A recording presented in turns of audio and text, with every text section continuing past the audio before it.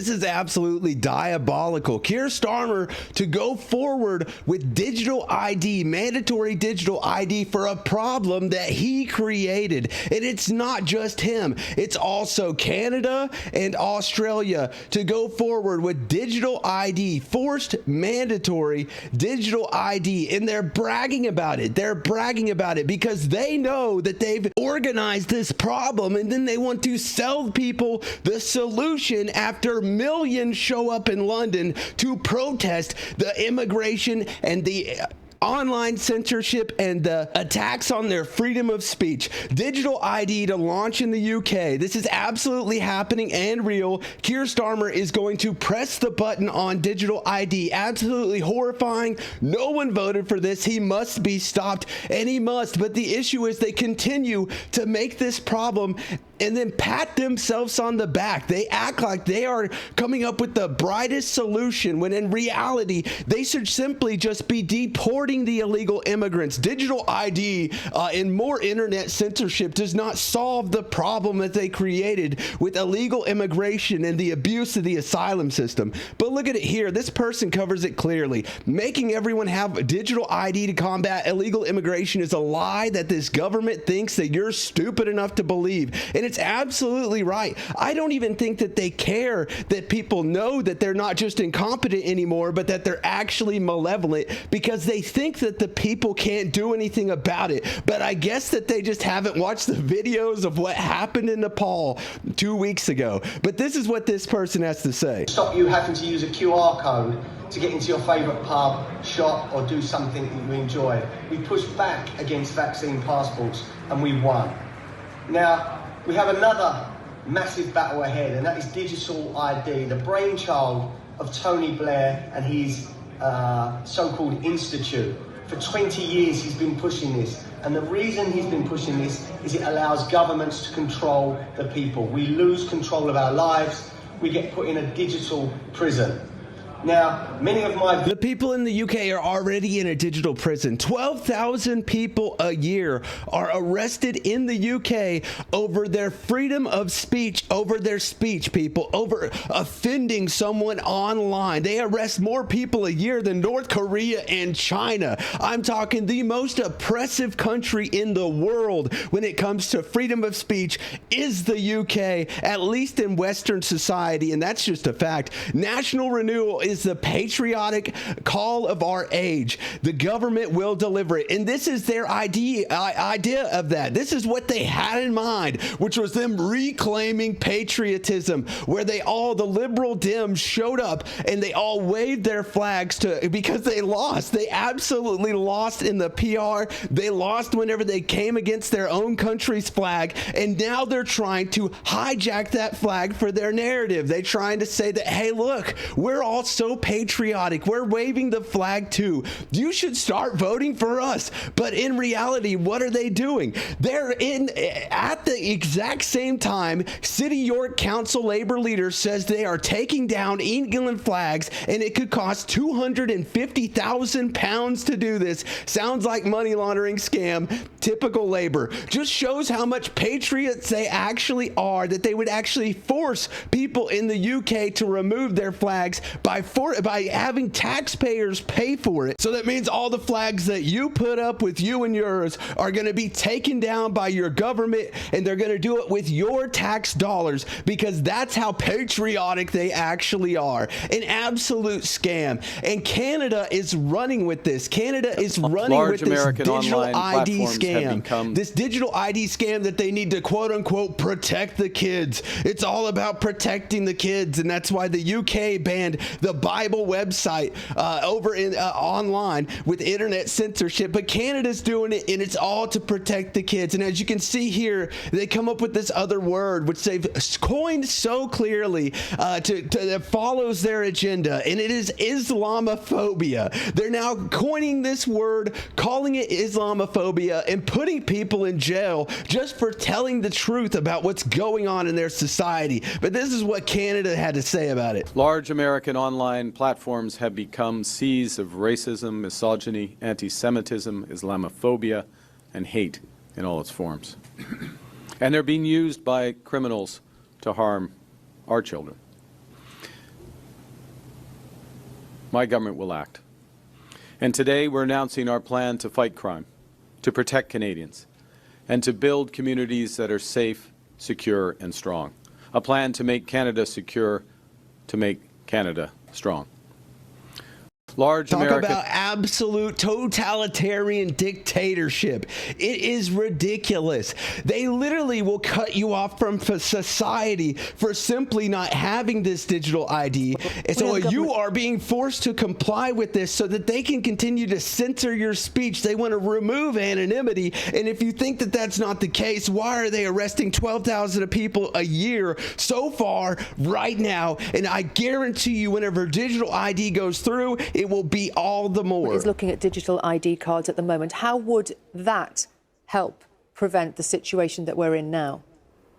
Well, Keir Starmer, our Prime Minister, has said we are looking at what other countries have done to bring in a sort of digital accreditation. I think there's real actually benefits right across here, from obviously dealing with illegal working, but also actually imagine if your viewers imagine that they had one credential that would allow them to access all the different government services and our public services. Imagine if the government had one card, one thing that had all of your ID and information on it, all of your social media posts, your search history, everything, and they could refuse you from being able to access the market, being able to go to your grocery store, being able to go on your social media account simply because you said something that they coined Islamophobic, which is calling out the fact that in these areas where there is a large amount of asylum seekers, there tends to be a major increase in crime.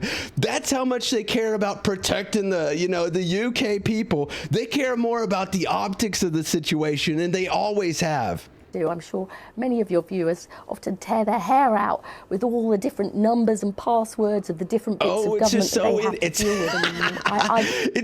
with. It's so convenient, boys. If you ever give up your human civilities, anonymity, and your freedom of speech for convenience, you are the problem. That is ridiculous. It is height of ignorance and laziness. It is so disgusting. Nigel Farage says you need the data. You need to know who's been vaccinated, who's not been vaccinated, and it's pure evil. They tried to do this during the COVID vaccine, if you remember, where they treated you like a second-class citizen if you did not get the shot, if you did not get the COVID vaccine, and it's disgusting. As the boss of it. Here were some words of advice from Tony Blair today. In the end, you need the data.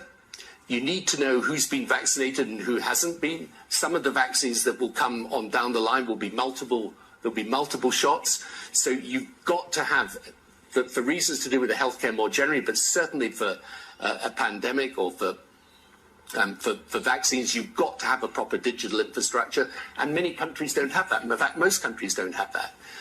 Yeah, I wonder why, because it literally infringes on human civil rights. Could you imagine a world where there is a two-tier system to where if you do not get shots that the government literally promotes and tells you that you have to, that you could be banned from social media, banned from your market, banned from your grocery store? It is disgusting. It is ridiculous. But Nigel Farage continues. Tony Blair, he wants us to have multiple shots and for all of it to be digitized so the state knows exactly what our status is. Pure evil. Yep, pure evil, absolutely pure evil. The when are we going to label the World Economic Forum for what it is, which is a, let's just say an extremist group and organization that promotes dangerous ideas and ideology?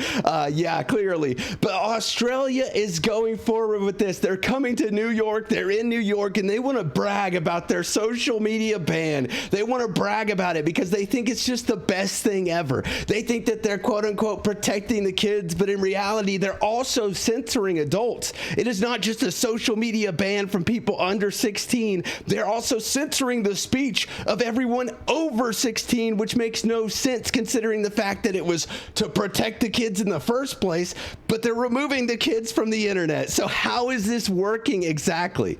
But he goes on to brag about it. So this week will be an opportunity to interact with leaders around the world. This is summit season. So there'll be a range of other events in our own region with APEC and ASEAN coming up. So this will be an opportunity to advance Australia's interests. We also have particular issues to advance, such as our social media ban, where Australia is leading the world, but the world is following Australia's lead. No, I don't think we're following you at all. As a matter of fact, I think everybody sees you and you're the laughing stock of Western civilization. And it has been due to the fact that you and yours, all of your politicians in Canada, in the UK, in Australia, have turned on your people. You have turned on your people, and you have turned on everything that you said that you represented, which is freedom, rights, and opportunity. The opportunity that Western civilization brings, and they traded it for Islamic oppression. They traded it for the oppression of the Middle East. They want it to be like you're living in underneath the rule of the Taliban. This is so ridiculous. They think that if they bring in enough of them, that they'll just somehow be reformed. But in reality, they're bringing their culture with them. And this is what they don't want you to say. This is what they don't want you to talk about. This is why they're infringing upon the freedom of speech and rights of the UK citizens. This is why they are literally censoring the internet. It's because if you say these people came from a third world country and they made it that way, and they are bringing it here, and they want to make here like that, then that is an issue. Simply saying that they are bringing third world problems to a first world country and trying to turn the first world country into their third world home or wherever they came from, that is what they're censoring. That is what they don't want you to be talking about. And this is how they treat the UK citizens. They treat them like they are second-class citizens compared to these people from Palestine. But look at this. This is why we protest, Keir Starmer. A young British mother forced out of her home to make way for a migrant HMO at our expense. This is ridiculous. It is disgusting. For their home to be turned into a HMO, they've been put in an Airbnb as social workers with the kids. I remember now, but that story sounds familiar.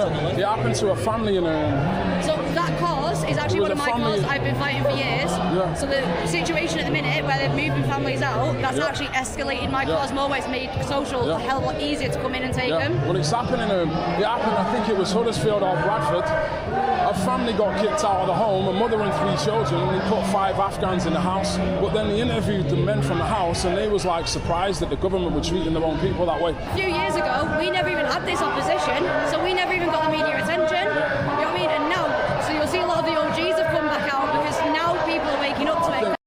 Yeah, they're waking up. They're waking up.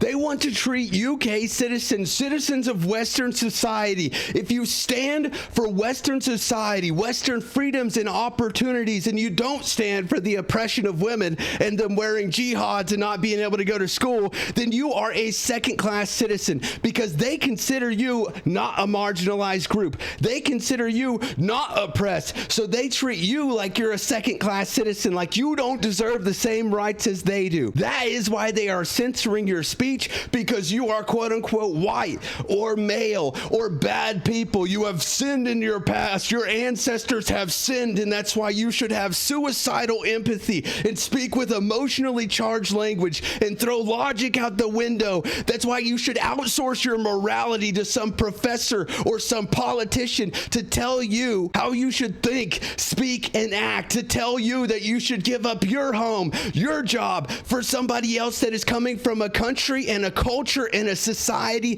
that hates you, hates Western values, hates Western freedoms and opportunities, and they hate everything to do with your Christian culture. And it's disgusting. It's ridiculous. Anyways, boys, what do y'all think about that? What do y'all think about Keir Starmer literally promoting digital ID? He wants to force this through, mandatory digital ID, to solve the problem that he created. What do y'all think about that? Let me know down below. Paper or plastic? Paper being good, plastic being bad, baby. I'm gonna go with plastic. I think it's plastic as fuck. Plastic through and through. He's basically a mannequin. How did this little weasel coward ever get in office? Tony Blair, even worse. Starmer and Tony Blair are 2 of the sides of the same coin, and so is probably who is going to replace them. The UK needs a complete rebuilding. It cannot stand, people. We cannot be inviting people from countries that hate Western society. We cannot be bringing in cultures that are directly oppose ours, like those that operate underneath Sharia law. They bring their oppression with them. They bring their oppressive ideas that got them in that place with them. That's why they are not coming here and reforming. That's why they're holding rallies, trying to tell people that they must enforce Sharia law because it's what their Bible dictates. This is ridiculous. We are a Christian nation, Christian Western society. We do not operate underneath Sharia law. We have the freedom and opportunity that the West brings, and if you do not stand against what's coming, then you are going to lose that. There is an old saying: if you do not stand for your beliefs and values today, then your children will inherit a world where they can't stand up. So it's time to make a stand, people. Are you going to allow Keir Starmer to enforce digital ID or not? Make sure you like the video and share this video and subscribe, boys. I love all of you. That's going to be it for me. GG's. Peace.